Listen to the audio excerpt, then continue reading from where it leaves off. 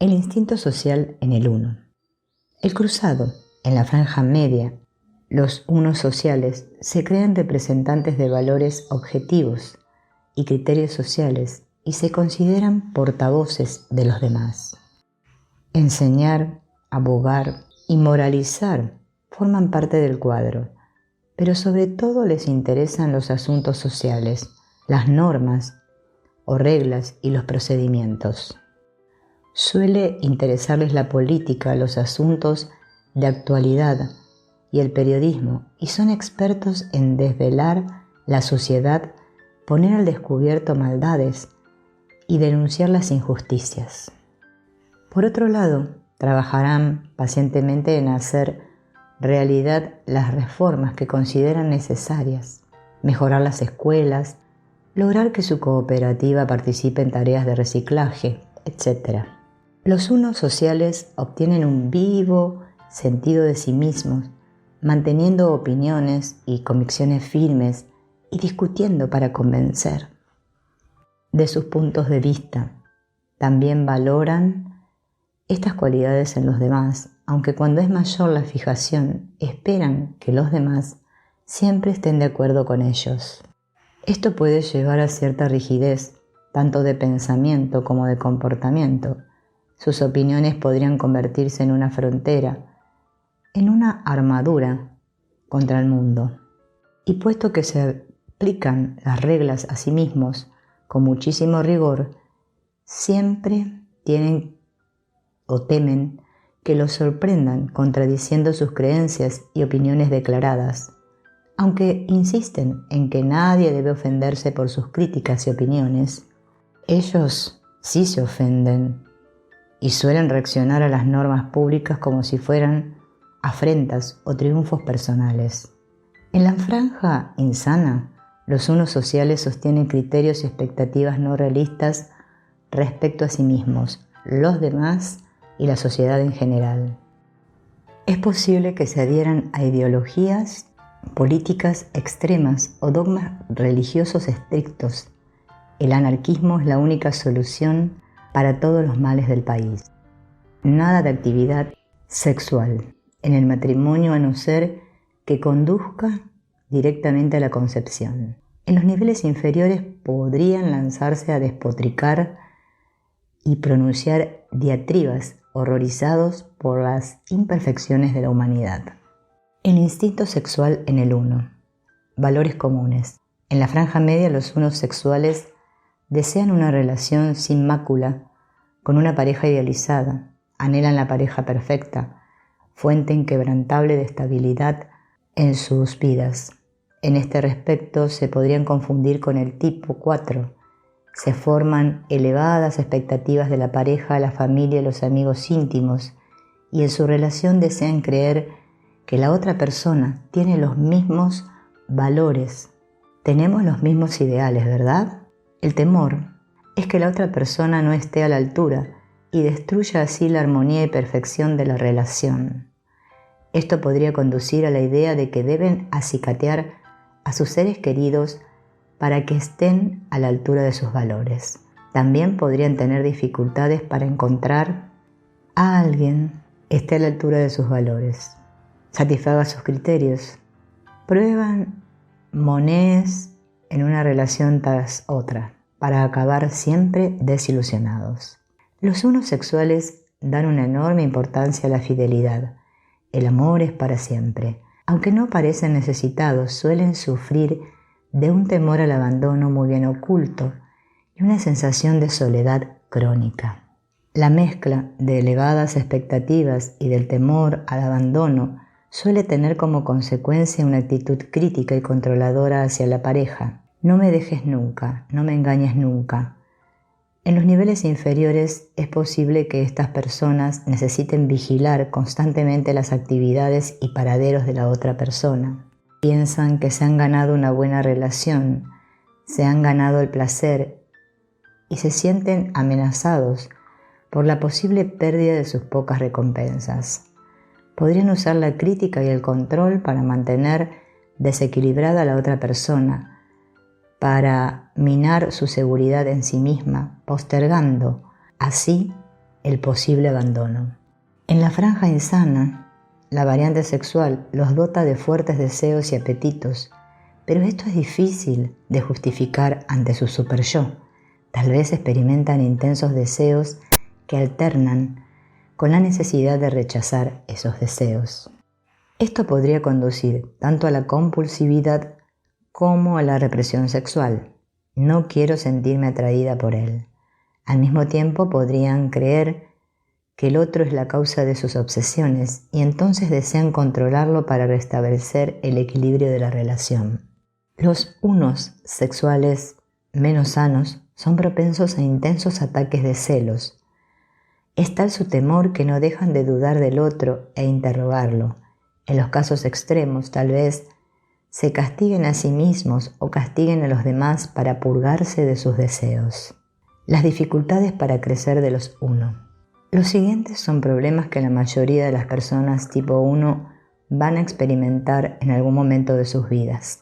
Observar estos comportamientos, sorprendernos en el acto y simplemente ver nuestras reacciones subyacentes habituales frente a lo que nos presenta la vida harán mucho por liberarnos de los aspectos negativos de nuestro tipo.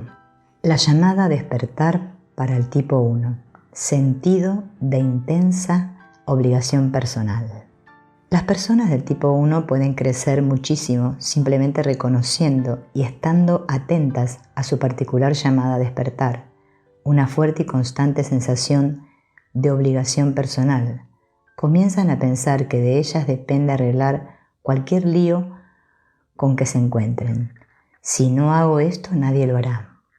Además, están convencidas de que aún en el caso de que otras personas estén dispuestas a abordar los problemas, no harán un trabajo tan concienzudo como lo harían ellas. Por lo tanto, tienen una fijación cada vez mayor con corregir, organizar y controlar su entorno. También se vuelven tensas y serias, concentrándose automáticamente en lo que está mal en las cosas. Expresión clave: nivel 1, nivel 2, nivel 3, sano. Nivel 1. Aceptador juicioso. Abandonan la creencia de que están en posición de juzgar algo objetivamente y son capaces de encarar la vida sin reaccionar de forma emocional a ella. Paradójicamente, también logran su deseo básico, ser íntegros y ser buenos. A consecuencia de su realización personal, se vuelven juiciosos, discernidores, aceptadores, esperanzados y con frecuencia nobles. Nivel 2. Evaluador razonable.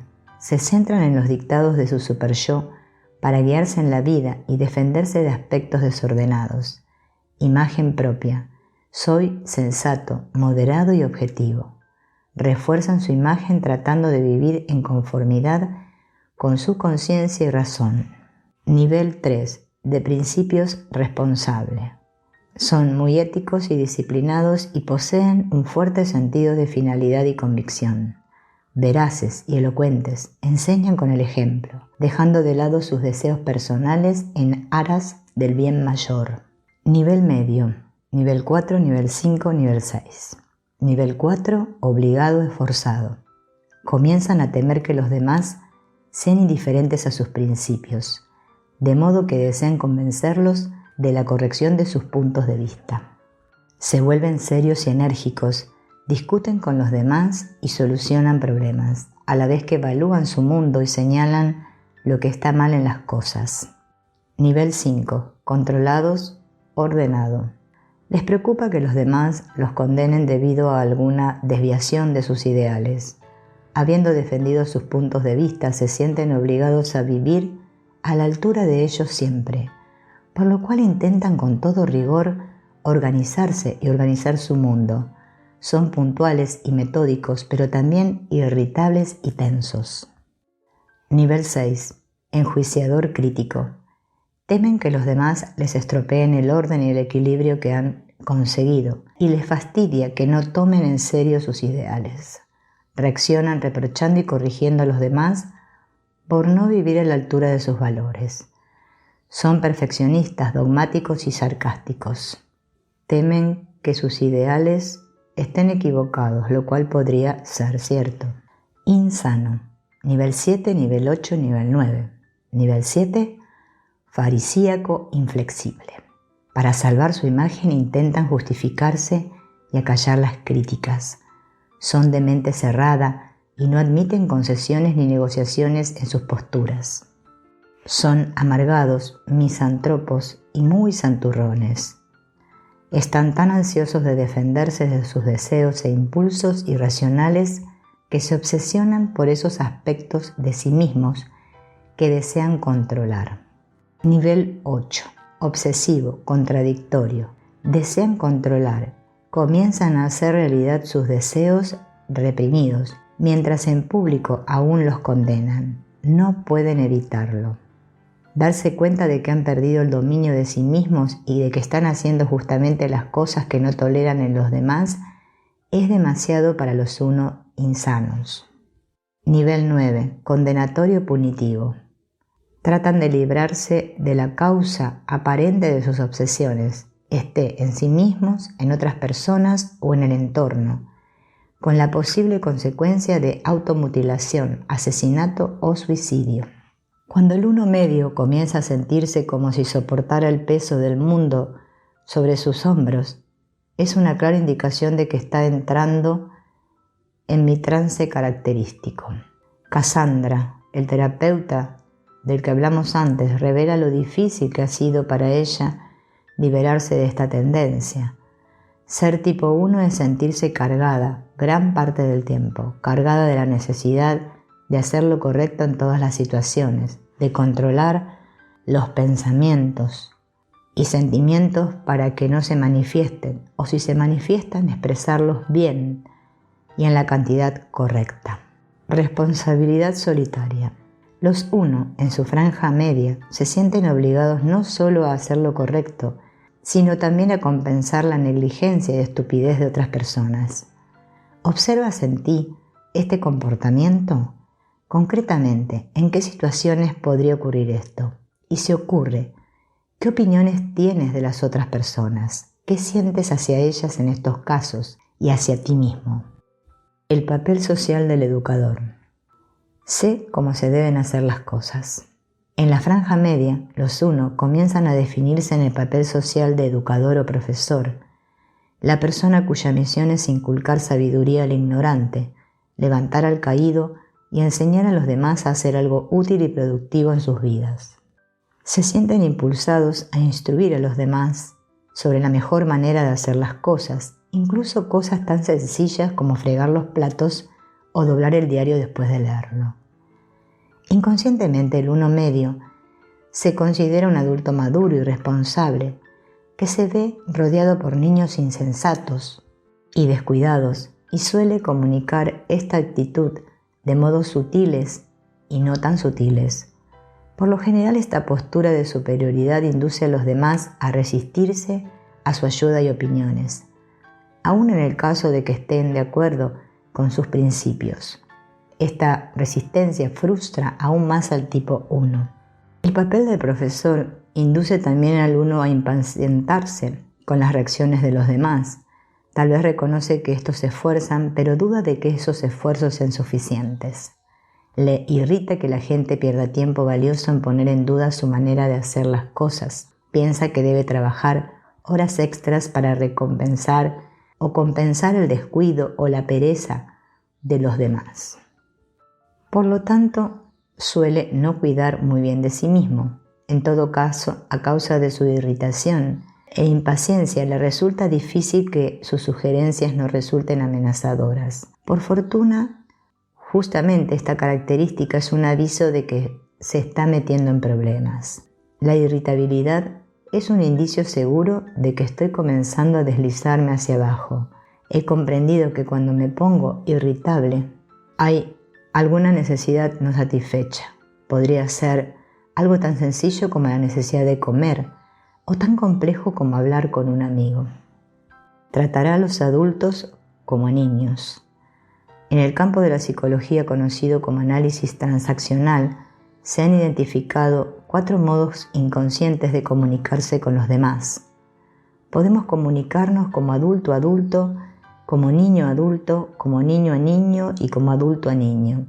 Las personas tipo 1 suelen generar problemas en sus relaciones eligiendo la última forma de tratar, la de adulto a niño. Los psicólogos han descubierto que este es el modo menos eficaz de comunicarse con los demás. Observa si, sin darte cuenta, caes en esta forma de tratar. ¿Cómo reaccionan los demás a esta forma de trato? ¿Cómo te hace sentir? ¿Qué recompensa obtienes de comunicarte de esta manera? A medida que bajan en los niveles insanos, a los 1 les molestan más los criterios y modos de los demás, los que para ellos son laxos. No entiendo por qué en esta oficina no todos son tan organizados como yo. Es muy sencillo que los niños tengan ordenadas sus habitaciones. Lo que al parecer no comprenden es que si bien sus atillos y métodos pueden ser eficaces para ellos, podrían no serlo para otros. Por lo visto, no captan que los demás podrían desear dedicar su tiempo y energía a otras tareas o proyectos. No a todo el mundo le importa que los condimentos estén colocados en su lugar y por un estricto orden alfabético. Rabia, resentimiento y frustración. Todos son unos perezosos e irresponsables. La rabia de los 1 está dirigida a ellos mismos por no vivir a la altura de sus ideales y a los demás por lo que consideran pereza e irresponsabilidad. A medida que bajan por los niveles insanos, dirigen cada vez más la rabia hacia los otros, erigiéndose en jueces únicos que deciden quién y qué está correcto o equivocado. También se vuelven más irritables porque creen que los demás se desentienden, piensan que los demás no comparten igual cuota de responsabilidades y se divierten. ¿Por qué soy yo quien hace todo el trabajo y cargo con la responsabilidad mientras los demás se divierten por ahí? La rabia de su yo no es algo malo, es lo que surge cuando se presenta algo que no nos gusta o que no deseamos en nuestra vida. Es una manera de resistir un ataque a nuestra integridad, sea física, moral o espiritual. Cuando se experimenta plenamente y no se expresa en actos, ni se reprime ni se traga, la rabia es instantánea y de corta duración. Cuando nos permitimos sentirla sin resistirla, normalmente se eleva como una ola y recorre nuestro ser en menos de un minuto. Cuando la resistimos o nos aferramos a ella y la guardamos por otros motivos estratégicos del ego, se perpetúa en pensamientos obsesivos, contradicción emocional y tensión física. Aun cuando las formas de pensamiento hayan agotado su curso, la rabia queda almacenada en el cuerpo, encerrada en la tensión muscular y en comportamientos habituales como pasearse por un lado a otro, comerse las uñas y hacer rechinar los dientes. La persona tipo 1 puede crecer enormemente aprendiendo a sentir su rabia sin intentar reprimirla ni justificarla. Hablar francamente de ella con personas importantes puede ser muy sanador y un paso positivo en el aprendizaje de procesar los resentimientos. Pero lo irónico es que la persona 1 no siempre se da cuenta de que siente rabia. Rara vez la experimenta como rabia porque por lo general su super-yo le prohíbe ser demasiado emocional. Sentir rabia es descontrolarse, ser menos que perfecto. De modo que los 1 niegan su rabia con los dientes apretados, diciendo: no estoy enfadado, solo quiero corregir esto.